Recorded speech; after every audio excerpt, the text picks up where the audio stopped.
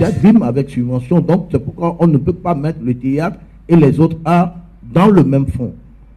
Il donnait l'exemple du fonds d'aide à la culture, où donc il fallait que, au moins au niveau, parce que le théâtre, on peut le jouer dans la rue à 0 francs, mais on ne peut pas le créer à 0 francs. Je nous propose, c'est de se poser la question de savoir pourquoi je viens au théâtre.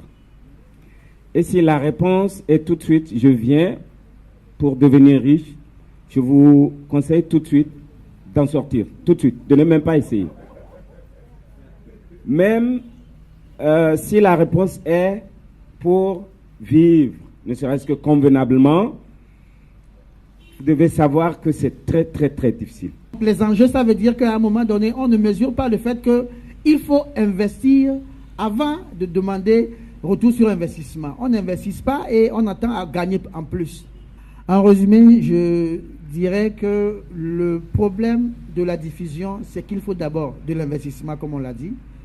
Et le retour sur investissement, c'est par rapport justement à cet investissement.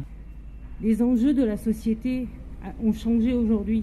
Ça fait que le regard sur le théâtre, sur les artistes en général, ne sont plus le même. Mais moi, j'ai envie de demander, c'est la faute à qui? Le théâtre, en conclusion, ce qu'il y a à gagner, c'est justement ce rôle social que le théâtre a.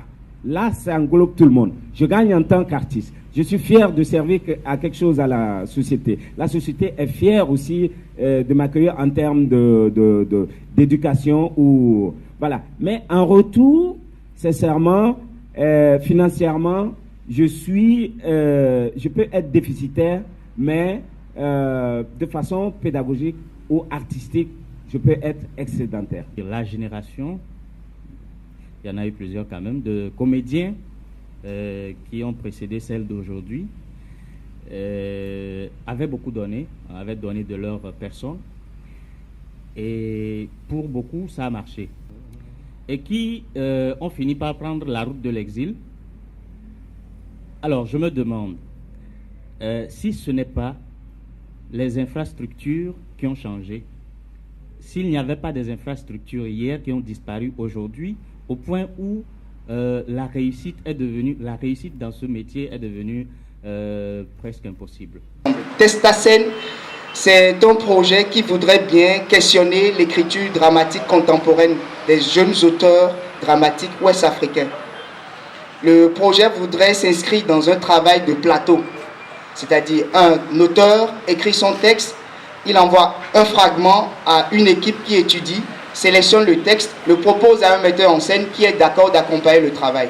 On réunit une équipe, donc il fait sa distribution et on commence les travaux de recherche. Donc pendant cette résidence, l'auteur vient s'asseoir, regarde, écoute, pose des questions et continue son écriture jusqu'à ce qu'on aboutit à un texte. Mais dans ce processus, il y a des séances de lecture de texte, du fragment qui a été déjà expérimenté. Et après, l'auteur finit d'écrire son texte, il envoie, le metteur en scène réunit l'équipe à nouveau et l'équipe technique et il commence par créer. Cette création naît dans un processus de diffusion, dans la rencontre des lieux, où je vais discuter tout à l'heure avec Dick pour la diffusion. Nous souhaitons aller davantage vers ce peuple-là que nous ne rencontrons souvent pas.